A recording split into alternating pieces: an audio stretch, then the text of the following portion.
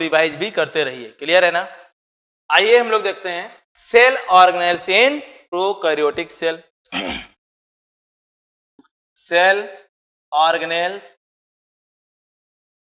इन prokaryotic cell. Clear? देखिए prokaryotic cell में बहुत ज्यादा सेल ऑर्गेनेली तो पाए नहीं जाते हैं, लेकिन फिर भी बात कर लेते हैं। अभी हमने बताया है आपको कि प्रोकैरियोटिक सेल में केवल non membranous cell organelle ribosome ही पाया जाता है। तो कह सकते हैं in the cytoplasm of prokaryotic cell. Clear है ना? In the cytoplasm of prokaryotic cell only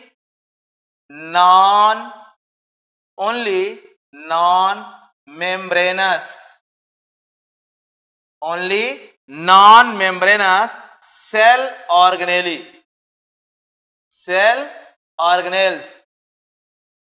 70S type ribosome present. ध्यान दीजिएगा, इसके साइटोप्लाज्म में केवल non membranes 70S type ribosome पाया जाता है। क्लियर? ये जो राइबोसोम होता है क्या है? एक पार्टिकल होता है न्यूक्लियो प्रोटीन का बना हुआ। तो कह सकते हैं राइबोसोम इज न्यूक्लियो प्रोटीनेसियस। क्या हुआ? Ribosome is nucleo proteinaceous particle present in cytoplasm and also present attached with cell membrane। ध्यान रखिएगा, ये साइटोप्लाज्म में पाया जाता है और सेल मेम्ब्रेन से भी अटैच्ड कुछ राइबोसोम पाए जाते हैं। क्लियर? अब देखिए साइटोप्लाज्म में क्या होता है। इन साइटोप्लाज्म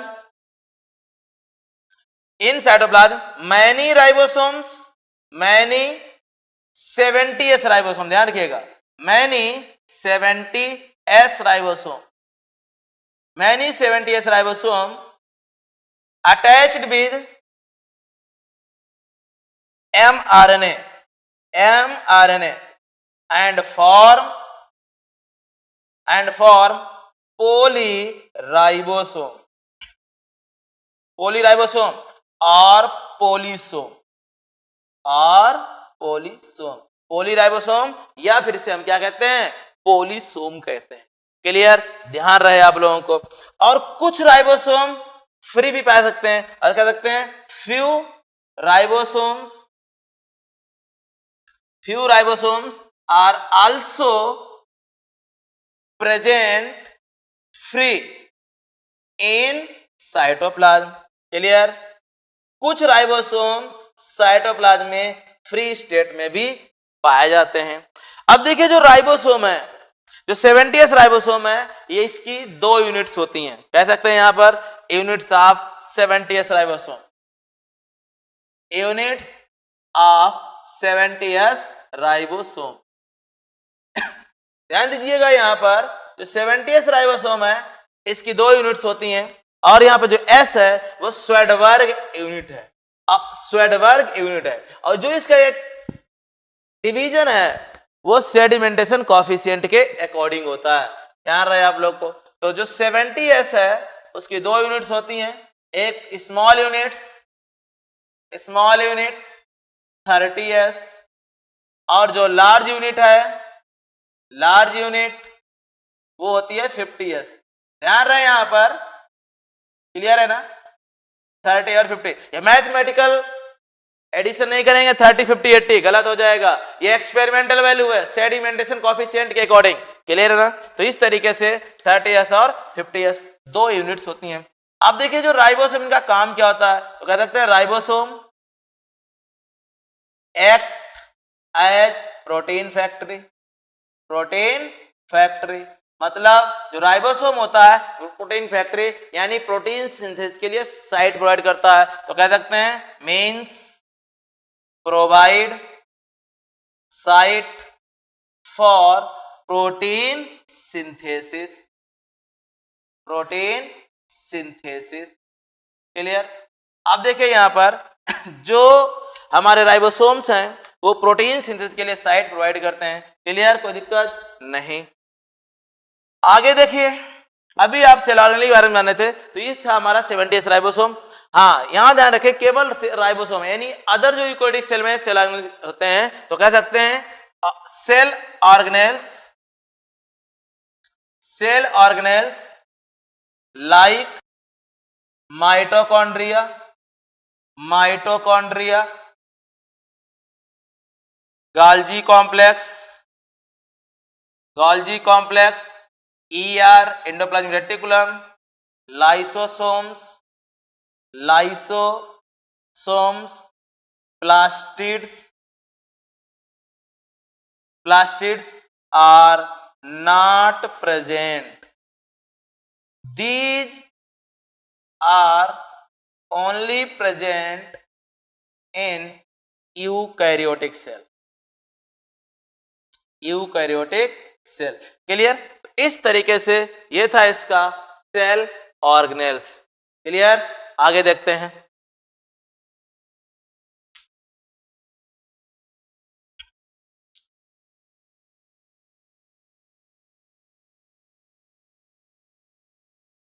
अभी हम लोगों ने देखा था सेल ऑर्गेनेल्स इन प्रोकैरियोट्स। अगला हम देखेंगे, नेक्स्ट कंपोनेंट आता है genetic material in prokaryotic cell. Clear. Genetic material in prokaryotic cell, in prokaryotic cell. Clear. ध्यान दीजिए, अभी हम लोग देख रहे थे सेल ऑर्गेनेल जिसमें हमने जाना कि राइबोसोम होता है इसमें केवल 70s टाइप, और इसमें किसी प्रकार का कोई भी other organelle like mitochondria, chloroplast, plast जिसे हमने प्लास्टिड लिखा था, गाल्जी कॉम्प्लेक्स, ER जैसे स्ट्रक्चर्स लाइसोम नहीं पाए जाते हैं। क्लियर। अब हम नेक्स्ट कंपोनेंट पे आते हैं जो हमारा है genetic material in prokaryotic cell. कैसा होता है, क्या होता है? ध्यान दीजिएगा, सेल है, सेल में तो जेनेटिक मटेरियल क्या होता है? DNA ही होगा। तो कह सकते हैं genetic material, genetic material of prokaryotic cell. देखो सेल कोई भी हो, अगर उसके जेनेटिक मटेरियल की बात की जाती है तो केवल DNA ही होगा। बस DNA कैसा होगा उसकी बात करेंगे यहां पर। Genetic material of prokaryotic cell is DNA। ये तो कंफर्म है, RNA तो नहीं होगा, RNA तो केवल वायरस में ही हो सकता है।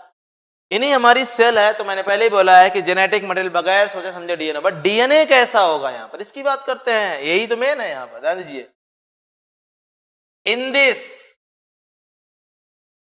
DNA is single, DNA is single molecule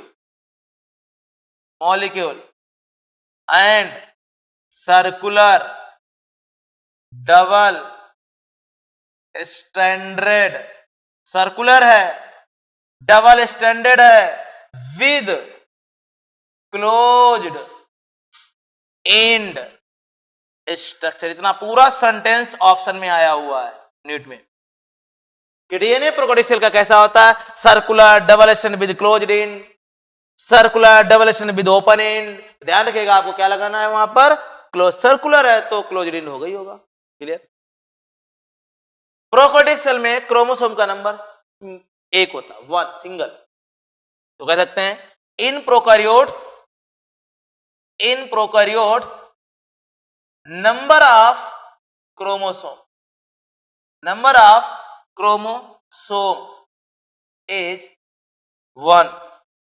is 1 and this is made up of DNA, और ये केवल और केवल इसी डबल स्टैंड का DNA का बना होता है, circular double standard with closed DNA का बना होता है। क्लियर। आगे देखिए, इसका DNA कैसा होता है, निकेड विदाउट हिस्टोन प्रोटीन। कह सकते हैं the DNA of prokaryotic cell or prokaryotes prokaryotes, the DNA of prokaryotes are naked. Prokaryotes naked means without histone protein.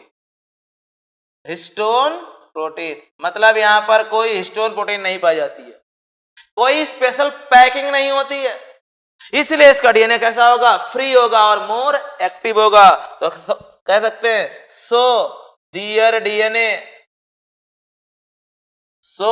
DNA is free and more active.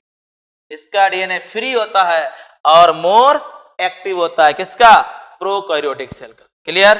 आगे देखिए, in prokaryotes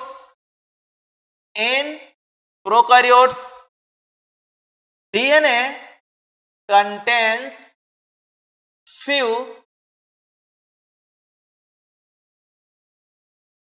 proteins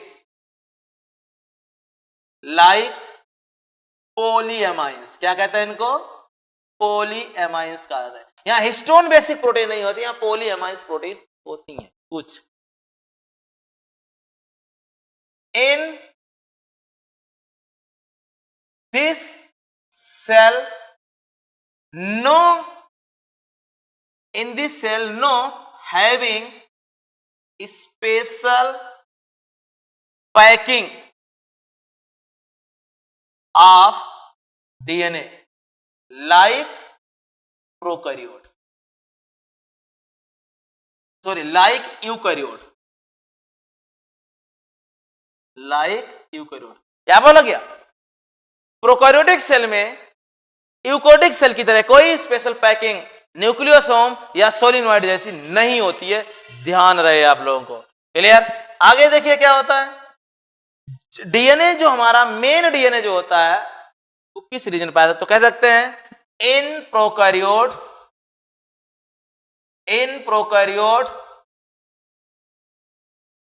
genetic material DNA present in incipient nucleus also called nucleide और genophore. क्या कहते हैं इसको? Nuclide और genophore भी कहते हैं।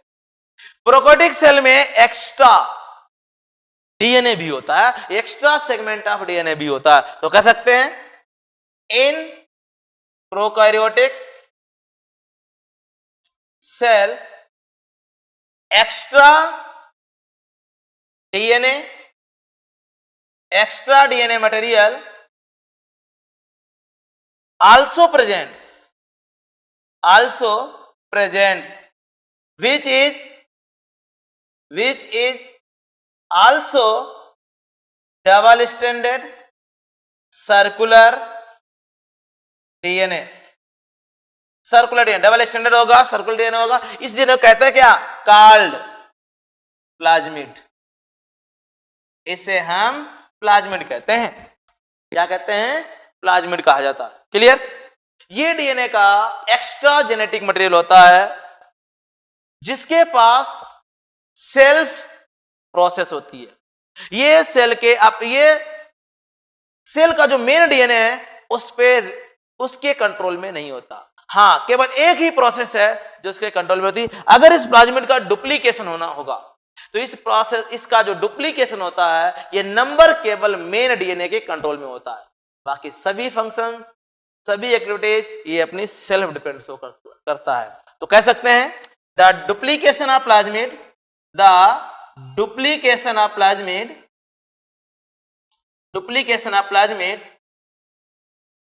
under the control of main DNA of cell, under the control of main DNA of cell, जो सेल का मेन डीएनए है उसी के कंट्रोल में होता है। क्लियर? आगे देखते हैं प्लाज्मिड कितने प्रकार का होता है।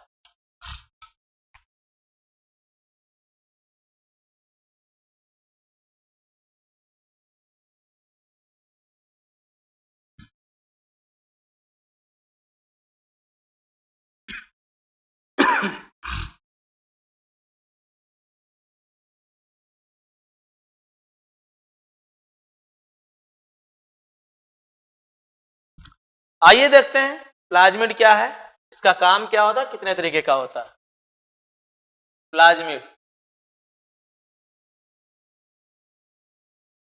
देखिए पहले बता चुका हूं plasmid is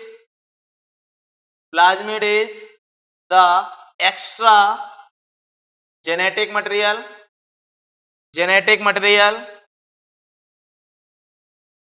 in prokaryotic cells and independent to nucleoid। Clear है ना? जैसा कि मैंने बताया कि जो इसका एक्स्ट्रा जेनेटिक मटेरियल प्लाज्मिड होता है जो न्यूक्लियोटाइड पर डिपेंड नहीं करता, केवल इसका डुप्लीकेशन ही डिपेंड करता है। क्लियर? अब देखिए जो प्लाज्मिड है ये हमारा 3 तरीके का होता है। कह सकते हैं प्लाज्मिड 3 तरीके का होता है।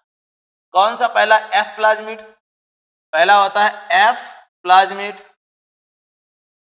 दूसरा होता है आर प्लाज्मिड और तीसरा होता है स्कॉल प्लाज्मिड। क्लियर? जो एफ प्लाज्मिड है ये फर्टिलिटी प्लाज्मिड है। फर्टिलिटी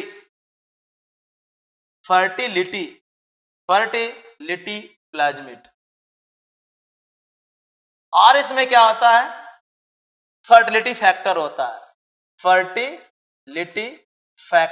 है। क्लियर? सेकेंड आर प्लस ये रेजिस्टेंस प्लाज्मिड होता है।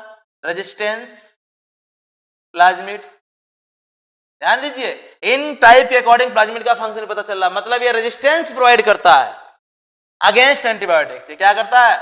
Provide resistance against antibiotics. ध्यान रहे। क्लियर है ना? यानी प्लाज्मिड होना प्रोकैरियोटिक सेल के लिए एक बहुत ही इंपॉर्टेंट है। और कॉल प्लाज्मिड क्या होता है? एक कॉलिसिन्स बनाता है। कॉलिसिन्स। क्लियर ना? कॉलिसिन प्लाज्मिड। तो इस तरीके से ये 3 तरीके का प्लाज्मिड होता है। और देखिए प्लाज्मिड का काम क्या होता है। Plasmid also used in genetic engineering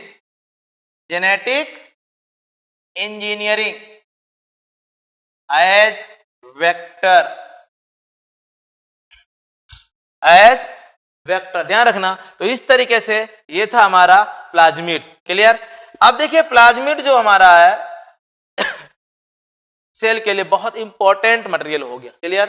तो इस तरीके से आप लोगों ने जेनेटिक मटेरियल ऑफ सेल भी जाना, यानी प्रोकैरियोटिक सेल भी जाना।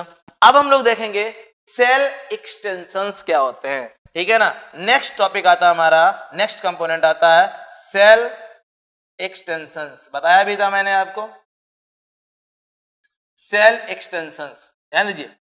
अब यहां पर हम कुछ ऐसा स्ट्रक्चर देखेंगे जो इसकी सेल वॉल से बाहर की ओर निकले रहते हैं, एक्सटेंशन स्ट्रक्चर बनाते हैं। ठीक है ना? तो कह सकते हैं in prokaryotic cells few structures grows out and form extensions like flagella,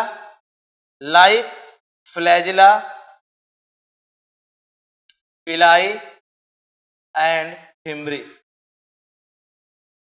clear?